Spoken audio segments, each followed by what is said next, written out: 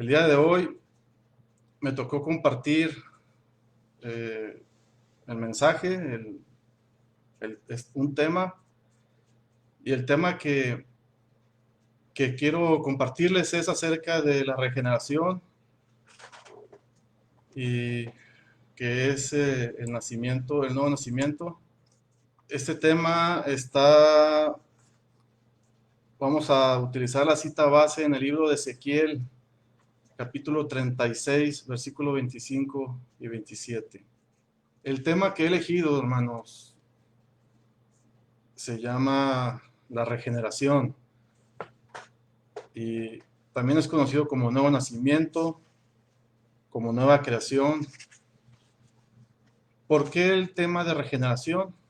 Bueno, porque creo principalmente que es, además de ser un tema doctrinal, es de suma importancia que tengamos presente esto, lo que es nacer de nuevo. También por otra parte, creo que pudiera alguien estar escuchando este mensaje, alguien que no ha nacido de nuevo, o en un futuro también alguien podría escucharlo.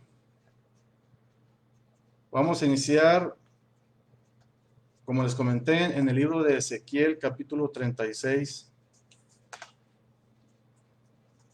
Y aun cuando quería leer únicamente el versículo 26, vamos a leer desde el 25 hasta el 27. Dice la palabra del Señor: esparciré sobre vosotros agua limpia y seréis limpiados de todas vuestras inmundicias, y de todos vuestros ídolos os limpiaré. Os daré corazón nuevo y pondré espíritu nuevo dentro de vosotros. Y quitaré de vuestra carne el corazón de piedra y os haré un corazón de carne. Y pondré dentro de vosotros mi espíritu y haré que andéis en mis estatutos y guardaréis mis preceptos y los pongáis por obras. Este es uno de los pasajes, y yo creo que es el pasaje principal que habla acerca del nuevo nacimiento. El nuevo nacimiento no es un tema que únicamente lo mencione en el Nuevo Testamento. Este es uno de esos pasajes que viene en el Antiguo Testamento también. Y antes de iniciar, yo sí quisiera comentar una experiencia que tuvo nuestro hermano Paul Washer hace tiempo, cuando él era más joven, y que había sido invitado a predicar en un poblado en Alaska. Comenta el hermano Paul Washer que cuando fue invitado a predicar en esa ciudad, que no recuerdo el nombre, era una congregación pequeña, como de 20 personas, y cuando él estaba justamente por iniciar el sermón, él percibe que entra una persona alta, muy fornida, como de unos 60 años de edad, pero con una cara muy triste. Inclusive en los ojos se le podía ver que estaba lleno de tristeza. Esta persona se sienta y dice hermano Paul Washer que él compartió el mensaje, pero dice que no puede evitar tener en su mente el aspecto de esta persona. Cuando termina el sermón y después de orar para despedirlos, él se acerca con esta persona y le dice, se presenta con él y le dice, te veo muy triste, le dice, te veo como que traes un problema muy grande. Dice que esta persona era alguien, pues, que imponía mucho respeto porque era muy alto, muy fuerte. Imagínense, ¿verdad? La gente que vive en Alaska, el modo de vida de ellos es rudo, aparte de las bajas temperaturas.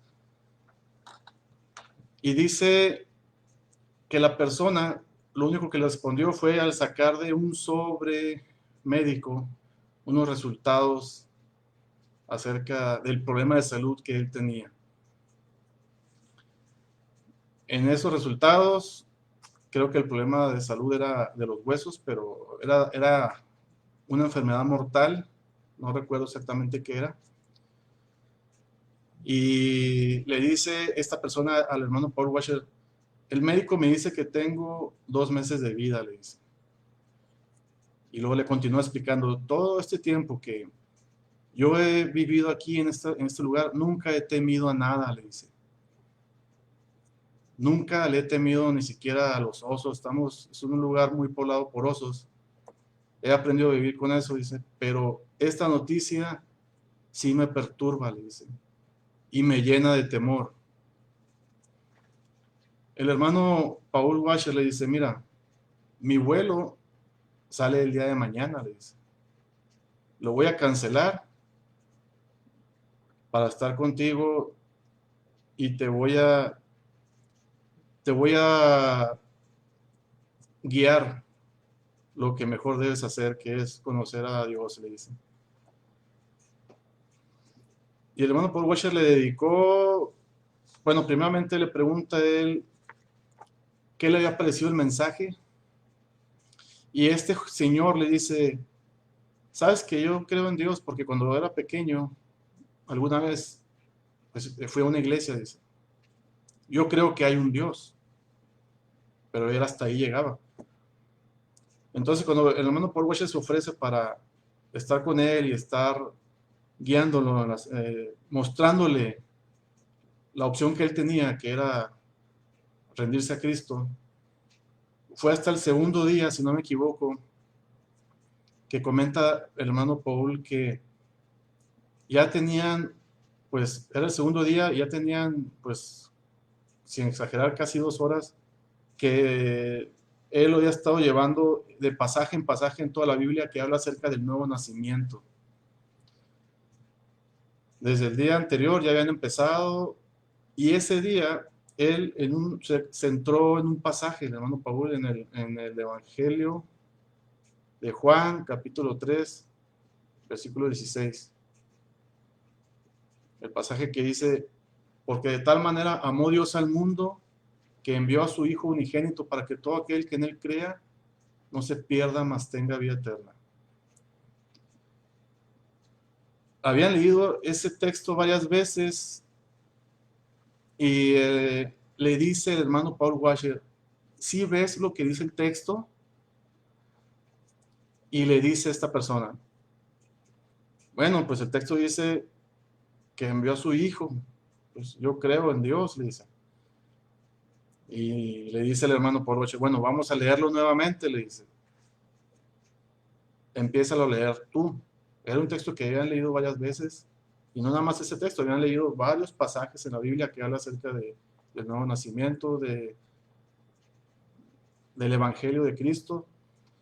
Y cuando esta persona está, dice el hermano Paul que tiene unas manos bien grandes que casi abarcaba toda la Biblia, dice, tomó en sus manos, en las rodillas, la Biblia y empezó a leer, porque de tal manera amó Dios al mundo que envió a su Hijo unigénito para que todo aquel que en él crea no se pierda. Pero antes de terminar el texto, dice hermano Paul Washer que la persona estaba tartamudeando, que le temblaba la boca, no podía terminar de decirlo, y luego le dice al hermano Paul, ya lo veo, le dice, ya lo veo, le dice, lo estoy viendo.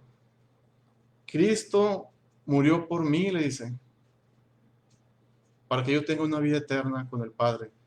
Pero cuando le está diciendo, ya lo veo, le dice el hermano Paul, y le explica lo que él entendió, le dice el hermano Paul Washer, ¿qué es lo que ves? Le dice, ¿qué más ves? Pues eso, le dice, que envió a su Hijo unigénito para morir por mí. ¿Tampoco tú nunca lo habías visto? Le dice al hermano Paul. Entonces, ese hombre allí había sido regenerado. En ese momento ocurrió un milagro. Dios le quitó ese corazón de piedra y le puso un corazón de carne, como acabamos de leer en el pasaje. Y eso es realmente nacer de nuevo, hermanos. El hermano Paul Washer no hizo una oración de que pasaran al altar y oraran y los despidió. Él le invirtió tiempo a esta persona. le invirtió tiempo. ¿Por qué? Porque él tenía amor por las almas, ¿verdad? Tenía amor por el alma de esta persona. ¿Hubo frutos? Sí lo hubo, porque él comprendió el mensaje de salvación, se rindió a Cristo, y cuando en ese momento le dice él al hermano Paul Washer, ¿sabes qué? Vamos a mi casa para que le expliques a mi esposa este pasaje. Dice que estaba tan emocionado como un niño, y lo lleva a su casa, y cuando llegan a su casa le dice a la esposa, escúchalo lo que te va a decir. Y le dice a Paul Washer, léele Juan 3:16, le dice, léele Juan 3:16. Y también a la esposa le comparte el mensaje del hermano Paul. Ahí nacieron dos personas. Ahí nacieron dos personas. Dos corazones fueron regenerados. Le invirtió él casi 3 días para que dos personas pudieran encontrarse con Cristo. No es como en los estadios cuando se hacían esas famosas campañas que iban miles de personas y pasaban como 500 y decían, hoy han aceptado 500 personas a Cristo. Eso, la verdad, era una mentira, hermanos. Porque solamente Dios conoce el corazón de las personas para saber si realmente una persona ha nacido de nuevo. Pero bueno, vamos a entrar de lleno con el tema. Si hay problemas con el audio, si hay problemas con la imagen, me avisan, por favor. Dice, bueno, ya leímos el pasaje, y antes de que pudiéramos hablar acerca de lo que es la regeneración o el nuevo nacimiento, debemos de tener presente que el hombre, antes de ser regenerado, se encuentra en un estado de depravación total, es decir, se encuentra imposibilitado para salvarse a sí mismo. Me acuerdo que comentaba mi hermano Cristian que el hombre que no conoce, que no tiene un encuentro con Cristo, se deleita en el pecado. Y él mencionó algo acerca del nuevo nacimiento, y es el tema que yo quiero profundizar el día de hoy, la tarde de hoy. Y antes de ser regenerado el hombre, pues está dominado por el pecado y está encaminado a un juicio eterno, a una condenación eterna. ¿Dónde vemos esto? Bueno, ¿cómo estábamos antes de conocer a Cristo? En la carta a los Efesios, en el capítulo 2, versículo 3, nos habla acerca de esto. Esta es la versión de la Biblia de las Américas, que dice de la siguiente manera: entre los cuales también todos nosotros en otro tiempo vivíamos en las pasiones de la carne, satisfaciendo los deseos de la carne y de la mente, y éramos por naturaleza hijos de ira, lo mismo que los demás. Dios nos tenía clasificados, hermano, como necios, como rebeldes, como esclavos, sin deseo de buscar y conocer a Dios, como hijos de ira. Así es como Dios nos miraba antes de rendirnos a Cristo. También en la primera carta a los Corintios, capítulo 2, versículo 14, nos habla acerca de cómo era nuestra condición. Dice, pero el hombre natural no percibe las cosas que son del Espíritu de Dios, porque para él son locura, y no las puede entender, porque se han de discernir espiritualmente. El hombre, en pocas palabras, no acepta a Dios. El hombre, en su naturaleza pecaminosa, no percibe todo lo que sea de Dios, porque tiene una venda espiritual en los ojos. También la carta a los Efesios, en el capítulo 4, versículo 17 y 18, nos habla acerca de esto, de cómo estábamos antes. Esto pues digo, dice Pablo a los Efesios, esto pues digo y requiero en el Señor, que ya no andéis como los otros gentiles que andan en la vanidad de su mente, teniendo el entendimiento entenebrecido, ajenos de la vida de Dios por la ignorancia que en ellos hay, por la dureza de su corazón. Estábamos excluidos de todo lo que tenía que ver con Dios. Teníamos el corazón entenebrecido, dice. Entenebrecido o obscurecido. Tenemos el corazón lleno de oscuridad. Y antes de conocer a Dios, ni siquiera, como dice aquí el pasaje, no queríamos conocer, ni teníamos entendimiento de todo lo que tenía que ver con Dios. Estábamos cegados, estábamos en vanidad, estábamos llenos de pecado. No éramos justos, vaya. De hecho, Romanos capítulo 3, versículo 10 al 12 habla acerca de que no había justo ni siquiera uno. Dice, no hay justo ni aún uno. No hay quien entienda, no hay quien busque a Dios. Todos se desviaron, a una se hicieron inútiles. No hay quien haga lo bueno, no hay ni siquiera uno. Y el capítulo 8, versículo 7 dice, por cuanto los designios de la carne son enemistad contra Dios, porque no se sujetan a la ley de Dios, ni tampoco pueden. Porque no se sujetan a la ley de Dios y porque tampoco pueden. Antes de llegar a los pies de Cristo, antes de ser regenerados, no podíamos, vaya, no había en nosotros siquiera la iniciativa de querer sujetarnos a Dios. Vaya, no buscamos siquiera agradar a Dios, porque nadie, o cualquier persona, mejor dicho, que no tenga a Dios, no puede agradar a Dios. El hombre sin Dios no puede agradar al Padre Eterno, como lo dice Romanos 8:8. Y los que viven según la carne no pueden agradar a Dios. Lo dice las Escrituras, no puede agradar a Dios. Podemos conocer personas que por fuera parezcan buenas personas, ejemplares personas, pero si no tienen a Cristo en su corazón, no pueden agradar a Dios. No viven agradando a Dios. Pablo, en la carta a los Efesios, como ahorita leí, da una definición acerca de la condición del hombre. Lo voy a leer.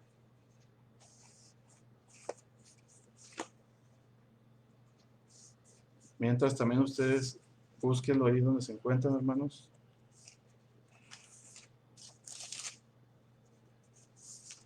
Es en la carta a los Efesios, capítulo 2. Únicamente voy a leer el versículo 1 y 5. Dice, y Él os dio vida a vosotros cuando estabais muertos en vuestros delitos y pecados. Y luego el versículo 5,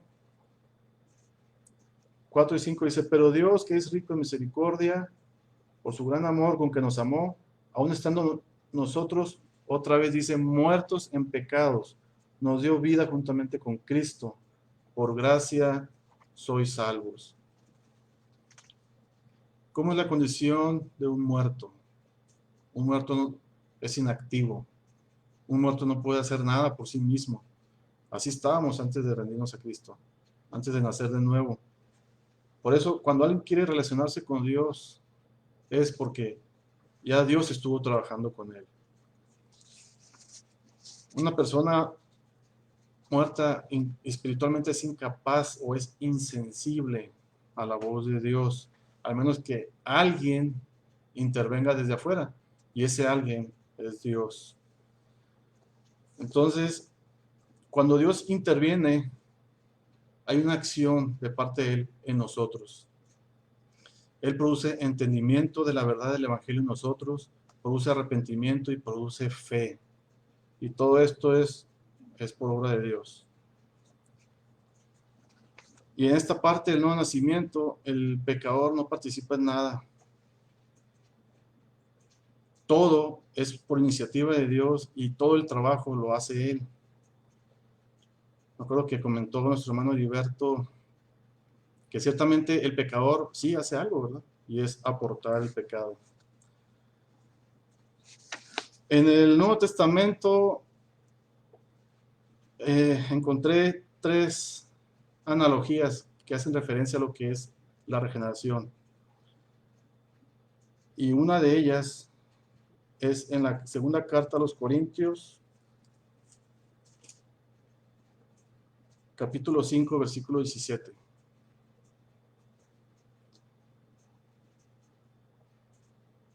Dice, de modo que si alguno está en Cristo, nueva criatura es, las cosas viejas pasaron, he aquí todas son hechas nuevas. De modo que si alguno está en Cristo, nueva criatura es. Este pasaje, este texto nos habla de que el ser regenerado es ser una nueva creación. El que no existía no puede hacer algo para existir, solamente Dios. Porque dice que si uno está en Cristo, tenemos que estar en Cristo para tener una nueva creación en nuestras vidas. Por nosotros mismos no lo vamos a poder lograr. También en la carta a los Efesios, el que acabo de leer ahorita, capítulo 2, versículo 1, 5 y 6. Lo voy a leer nuevamente porque sí es muy importante. Dice, y Él os dio vida a vosotros cuando estabais muertos en vuestros delitos y pecados. Versículos 5 y 6. Aún estando nosotros muertos en pecados, nos dio vida juntamente con Cristo, y juntamente con Él nos resucitó, y asimismo nos hizo sentar en los lugares celestiales con Cristo Jesús. Aquí enfoca lo que es la regeneración como una resurrección. Y sí, encaja mucho en el concepto porque estábamos muertos, pero por medio de Cristo Él nos trajo a la vida. Fue Dios quien nos dio vida por medio de Cristo. También Pedro habla acerca de esto en la primera carta del apóstol Pedro, en el capítulo 1, versículo 3, dice, bendito el Dios y Padre de nuestro Señor Jesucristo, que según su grande misericordia nos hizo renacer para una esperanza viva por la resurrección de Jesucristo de los muertos. Nos hizo renacer, volvimos a nacer de nuevo. Entonces, todos estos tres ejemplos o esas tres analogías, si queremos llamarlo así, nos explican de que esta parte del no nacimiento es por iniciativa de Dios. Nosotros estamos imposibilitados o estamos incapacitados para tener esa iniciativa. Vaya, nosotros estamos alejados de nuestros delitos y pecados.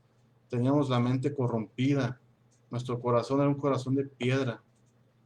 Tuvo que intervenir el Padre por medio de Cristo y hacer ese milagro en nosotros. Y acerca del nuevo nacimiento, hay un ejemplo que sí quiero, yo creo que es el mejor ejemplo que viene en las Escrituras, viene en el Nuevo Testamento, y es acerca de Jesús y Nicodemo. Es en el Evangelio de Juan, capítulo 3. Este pasaje de Jesús y Nicodemo, yo sé que ya lo conocemos la mayoría, quiero pensar yo. Varias veces ya nos han enseñado acerca de este pasaje, pero sí lo considero muy importante para poder aterrizar este concepto de lo que es la regeneración, el nuevo nacimiento. Dice el versículo 1, había un hombre, es en Juan 3:1, había un hombre de los fariseos que se llamaba Nicodemo, un principal entre los judíos. Quiero resaltar aquí que Nicodemo era un religioso muy reconocido, que además de pertenecer al grupo de los fariseos, era un principal, dice, entre los judíos. Recordemos que los fariseos eran una secta religiosa muy estricta, muy apegada al cumplimiento de la ley. Inclusive, ellos eran muy soberbios. En esos tiempos, en los tiempos de Jesús, se decía que si únicamente llegaban 2 personas al cielo, uno de ellos de seguro era fariseo. Entonces, para que comprendamos un poco la mentalidad que tenían ellos acerca de cómo era su postura delante de Dios. Ellos se sentían autosuficientes, todo lo contrario a lo que, al concepto que Dios nos tiene de nosotros antes de rendirnos a Cristo. Y en este caso Nicodemo probablemente pertenecía al Sanedrín.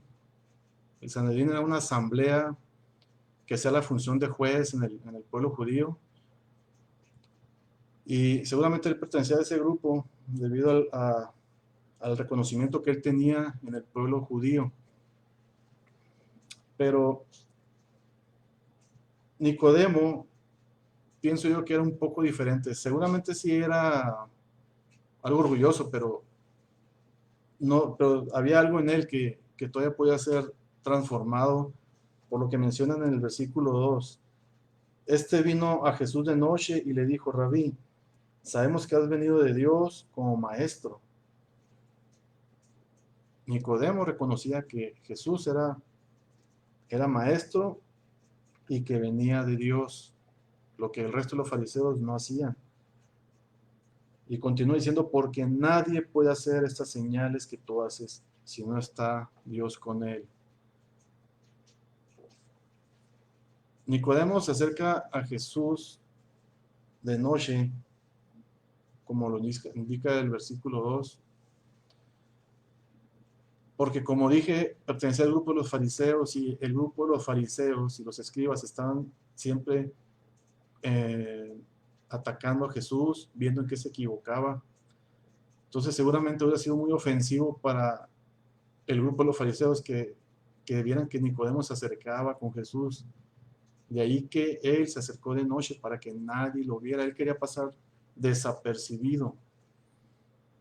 Pero se refiere a Jesús como rabí, lo que nos puede dar a entender que él sentía cierta estima por Jesús. Ahora,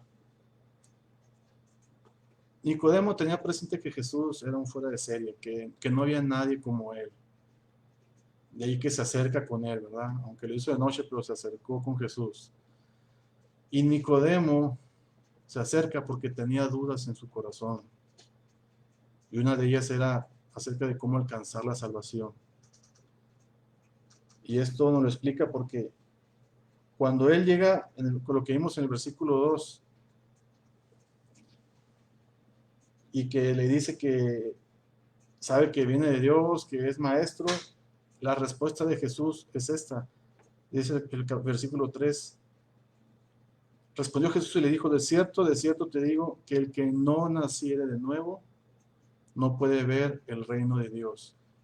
En verdad te digo, el que no naciere de nuevo no puede ver el reino de Dios. Yo creo que Nicodemo se ha de haber quedado, como decimos comúnmente, sacado de onda, ¿verdad? Porque pudo haber pensado Nicodemo: ni le he preguntado esto y ya me lo está respondiendo. Pero él tenía esa necesidad en su corazón, desde lo más profundo de su corazón. Y Jesús, conociendo la mentalidad de los hombres, la mente de los hombres, él le responde de esa manera.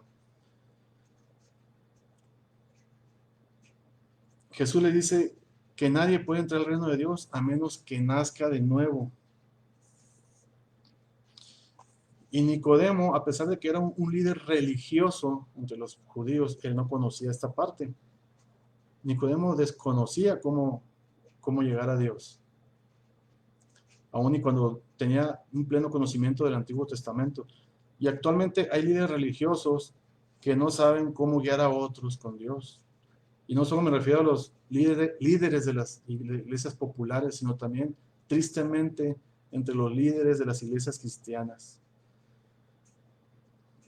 Nicodemo ignoraba esta parte acerca de nacer de nuevo, como lo dice el versículo 10, cuando el maestro le dice: ¿eres tú maestro de Israel y no sabes qué es esto? ¿Eres tú maestro de Israel y no sabes lo que es nacer de nuevo? Si conocía Nicodemo el Antiguo Testamento, debería de tener el presente el pasaje de Ezequiel 36:26, que fue el que leímos acerca, donde menciona que le quitará el corazón de piedra y le pondrá un corazón de carne. Pero Nicodemo era un ciego, guía de ciegos. Nicodemo no tenía revelada esa parte de las Escrituras.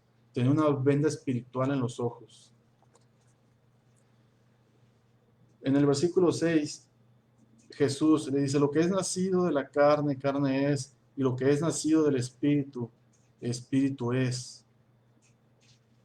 Nos explica que el nacer de nuevo es lo mismo que nacer del Espíritu. Lo que es de la carne, carne es, y lo que es del Espíritu, del Espíritu es. Nosotros fuimos engendrados por nuestros padres, nacidos en la carne. Pero para ser nacidos en el Espíritu solamente es por el Padre. De ahí que debemos de nacer en el Espíritu, hermanos. Y es lo que trata de explicarle Jesús a Nicodemo, que el nuevo nacimiento es del Espíritu. Ahora, sí es importante que veamos que hasta el versículo 6 del capítulo 3, Jesús no le ha dicho realmente qué es lo que tiene que hacer para nacer de nuevo. Jesús no le dice, está en duda Nicodemo, porque él no comprende lo que es nacer de nuevo. Para él es imposible, pero Jesús únicamente se limita a decirle que necesita nacer de nuevo, pero no le dice cómo, hasta ese momento no le dice. Y en el versículo 6, cuando él dice lo que es nacido de la carne es, y lo que es nacido del espíritu es, lo que Jesús está refiriéndole es lo que les acabo de comentar, el pasaje de Ezequiel 36, versículo 25 al 27, que lo vamos a volver a leer.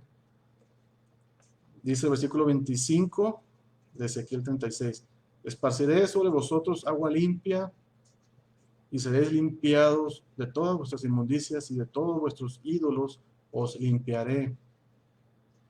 Versículo 26, os daré corazón nuevo, y pondré espíritu nuevo dentro de vosotros, y quitaré de vuestra carne el corazón de piedra, y os daré un corazón de carne. Versículo 27, y pondré dentro de vosotros mi espíritu, y haré que andéis en mis estatutos, y guardaréis mis preceptos, y los pongáis por obra. Esparciré sobre vosotros. ¿Quién lo va a hacer? Lo va a hacer Dios. Os haré un corazón nuevo. ¿Quién lo va a hacer? Lo va a hacer Dios. Y pondré dentro de vosotros mi espíritu, dice. ¿Quién lo va a hacer? Dios, nuestro Padre. Y haré que andéis en mis estatutos. Él hará que andemos nosotros en sus estatutos. Él lo va a hacer en nosotros.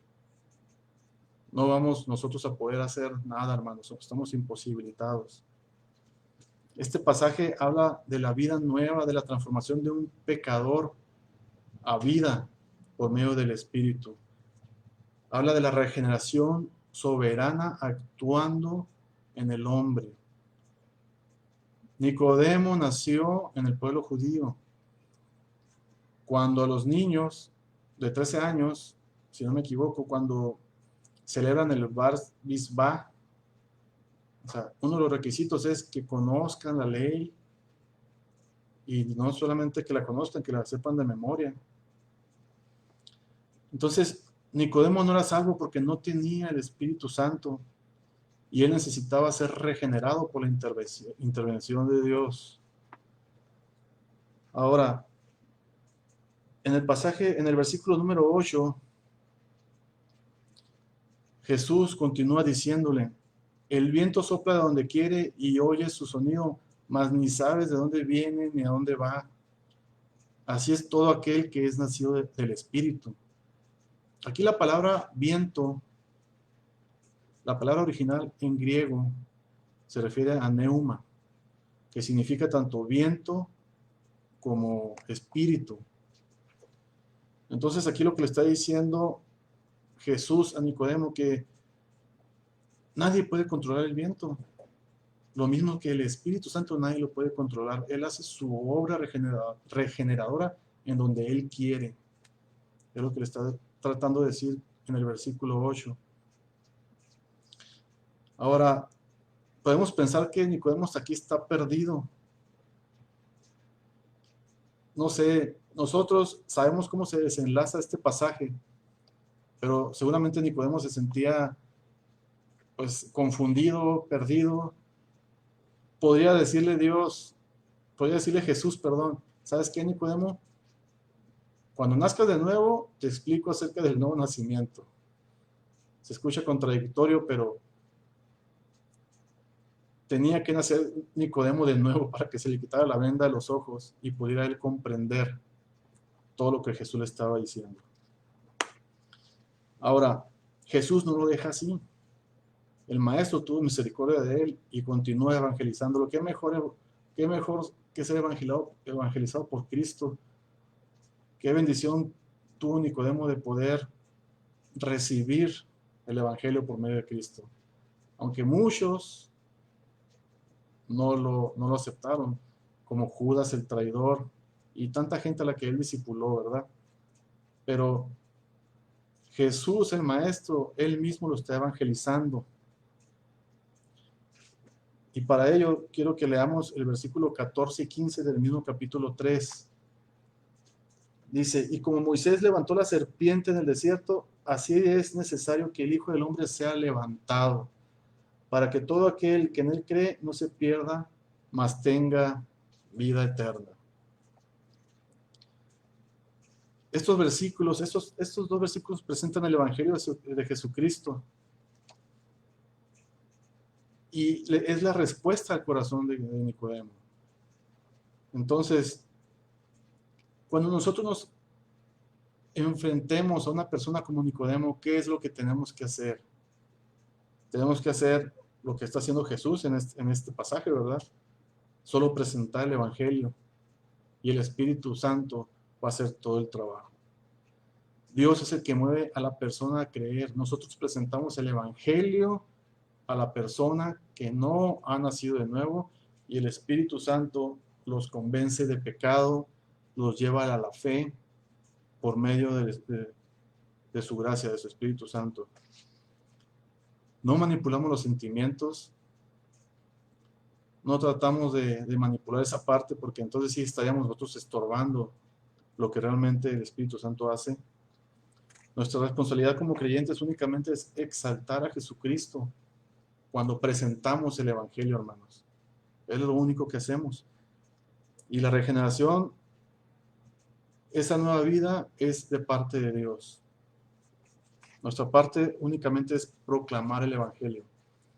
Ahora, en esta parte, en el versículo 14, cuando Jesús le dice, y como Moisés levantó la serpiente en el desierto, así es necesario que el Hijo del Hombre sea levantado. Nuevamente, Jesús lo está llevando a un pasaje del Antiguo Testamento y ese es en Números capítulo 21, versículo 8. Lo voy a leer rápido.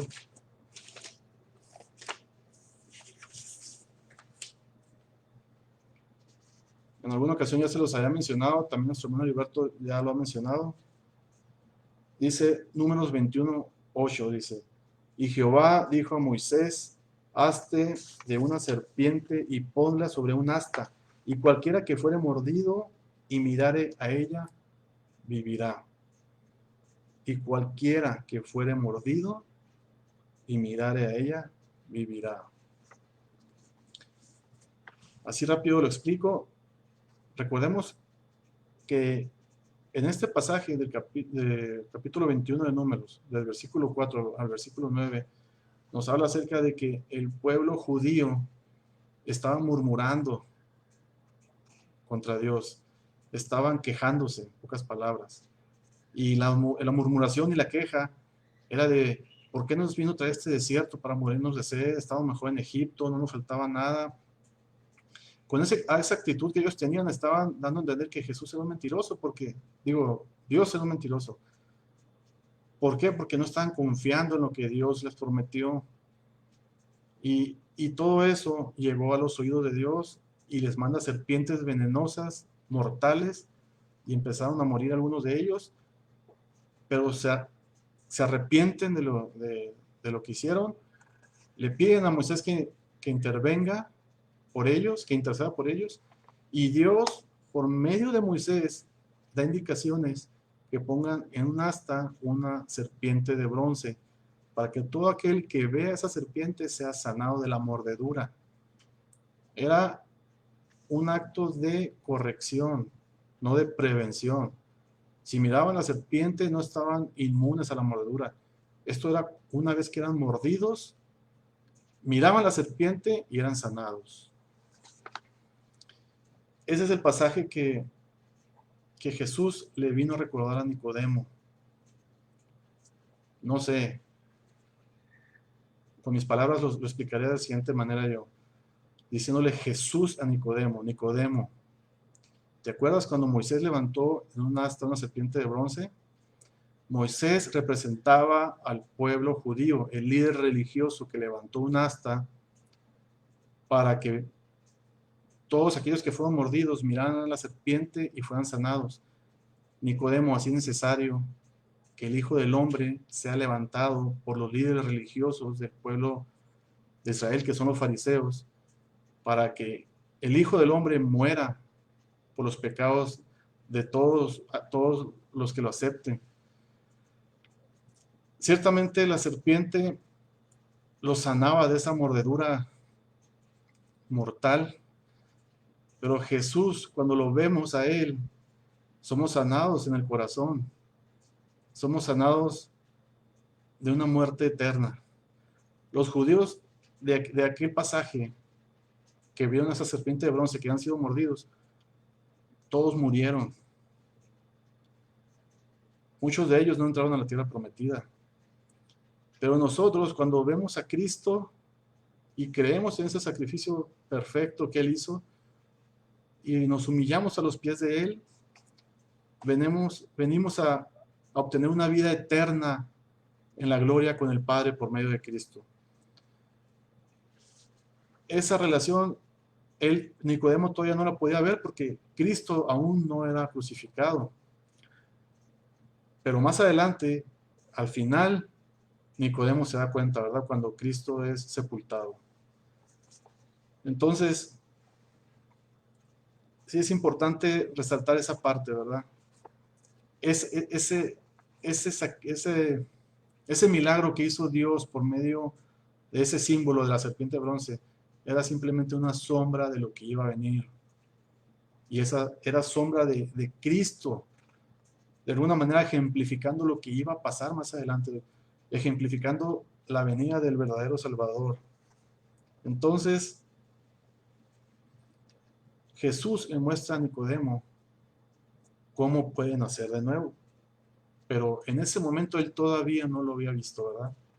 Él se sentía autosuficiente. No era como el resto de los fariseos, pero sí era, por ser un líder religioso, se sentía autosuficiente todavía. No había aprendido no comprendía él que ese nuevo nacimiento se presentaba en su vida cuando Dios así lo decidía. Por eso, hermanos, nosotros debemos no dejar de orar por nuestros familiares. Nosotros no vamos a manipular a nuestros familiares para que sean salvos. Nosotros únicamente vamos a presentar el Evangelio. Y el Espíritu Santo va a hacer lo demás. Pero no porque tengamos el conocimiento de que es cuando Dios lo decide, no significa que debemos dejar de orar por nuestras familias. Refiriéndome a todos aquellos que no han nacido de nuevo. Ahora bien, ¿qué medios usa Dios para regenerar las vidas? Debemos de tener muy presente qué es lo que usa Dios para regenerar las vidas. Y lo ha hecho desde antes y lo sigue haciendo ahora. Lo podemos ver en el libro de Santiago, capítulo 1, versículo 18. Dice, Él, el Padre, Dios, de su voluntad nos hizo nacer por la palabra de verdad, para que seamos primicias de sus criaturas. Dios, por medio de la palabra de verdad, no por medio de visiones, no usando medios para entretener, no predicando testimonios. Les traigo un testimonio, les voy a predicar mi testimonio. No, es por la palabra únicamente. Por la palabra de verdad es que Él nos hace nacer de nuevo. Ahora, ¿qué es lo que yo o tú, hermano, debemos de hacer si nos topamos a alguien como Nicodemo? Y me refiero a alguien que no ha nacido de nuevo. ¿Qué es lo que debemos de hacer? Yo lo resumí en 3 cosas muy sencillas. Número 1, le hacemos ver su condición. Es decir, o sea, yo no le voy a revelar su condición, lo hace el Espíritu Santo, pero explicarle que es imposible que se salve por sí mismo. que su condición de muerte espiritual es lo mismo que estar muerto en delitos y pecados. Después le recalcamos o le hacemos ver que es necesario que nazca de nuevo. Y lo más importante es que lo confrontamos con el evangelio de la verdad por medio de Cristo y la necesidad de creer en Cristo como el único Salvador. Le mostramos el evangelio de Cristo. No vamos a tratar de convencerlo. No vamos a imponerle a la persona, ¿verdad? Igual como pudieran a lo mejor decir, el hermano Dago tiene hijos y sus hijos, él a veces comparte la palabra, pues sus hijos también tienen que ser salvos, ¿verdad? Tienen que ser buenos cristianos. Lamentablemente la realidad no es así, hermanos. Yo con mis hijos trato siempre que es posible tener un devocional con ellos.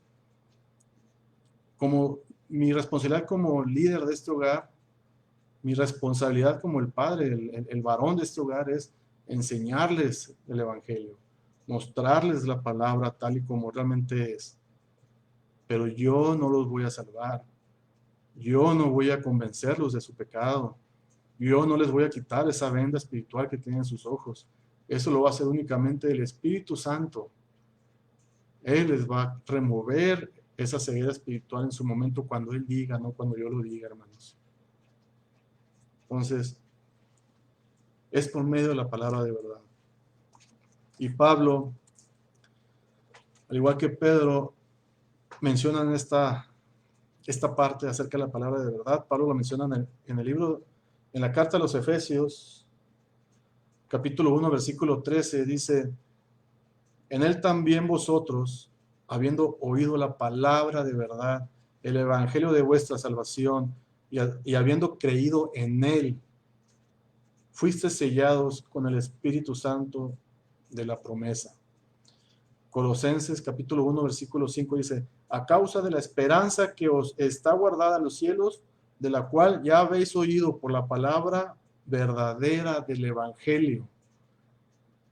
Romanos 10, 17 dice: así que la fe es por el oír, y el oír de la palabra de Dios. Por el oír de la palabra de Dios nada más. No escuchar otras cosas. Nosotros no podemos salvar a nadie, ni dar vida a nadie, hermanos. Eso sí, dar vida espiritual a alguien, nosotros estamos imposibilitados. Pedro también lo menciona en la primera carta de Pedro, capítulo 1, versículo 23, siendo renacidos, no de simiente corruptible, sino de incorruptible, por la palabra de Dios que vive y permanece para siempre. Y eso es gloria a Dios, que su palabra vive y permanece para siempre. Gracias a Dios por su bendita palabra. Entonces es por el oír de la palabra de Dios. Lo repito otra vez, no predicando testimonios, no dando a revelar visiones, sino únicamente por la palabra.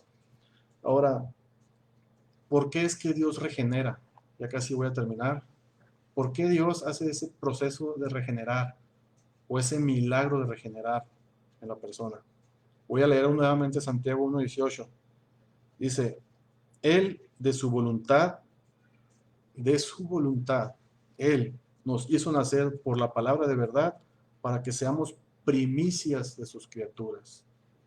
Primicias de sus criaturas. También hace referencia de esto en la carta a Tito, capítulo 3, versículo 4 al 7.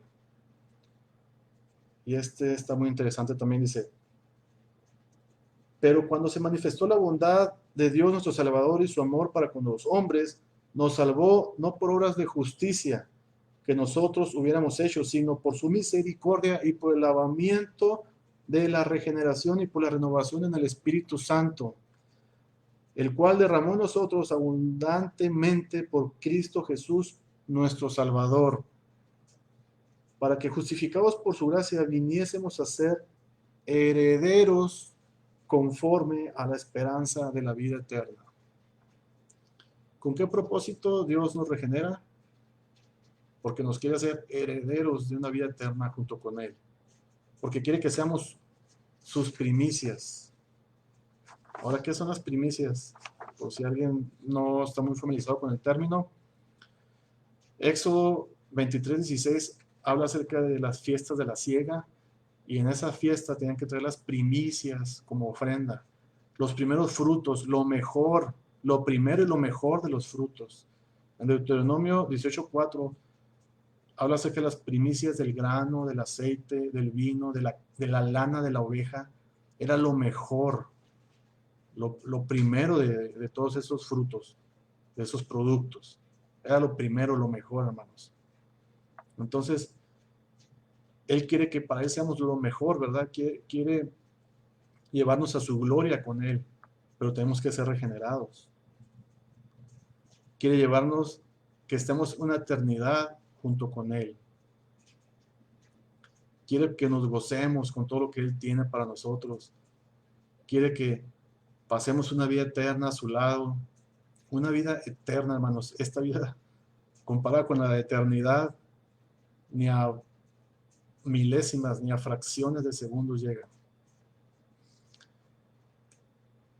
Y el día que lleguemos ante su presencia, lo que nos va a dar ese pase de entrada es que seamos regenerados, que hayamos nacido de nuevo. Cuando nos quitó ese corazón de piedra, nos puso un corazón de carne, puso un corazón que estaba estampado con Cristo.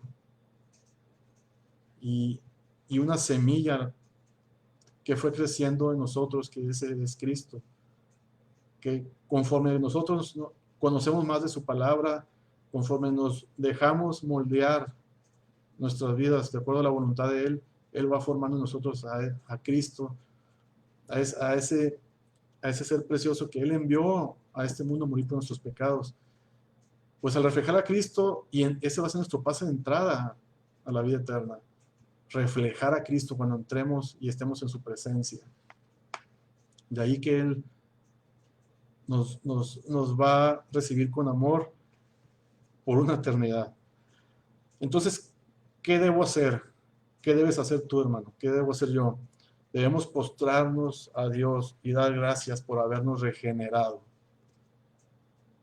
ya que lo hizo con un propósito que les acabo de decir, ¿verdad? Estar en una vida eterna con Él. Pero debemos de estar agradecidos por esa regeneración que por nosotros mismos, por nuestros propios medios, era imposible. Lo quiero recalcar. Imposibilitados estábamos porque estábamos muertos en nuestros delitos y pecados. Gracias a Dios por la regeneración, gracias porque hizo una nueva vida en nosotros.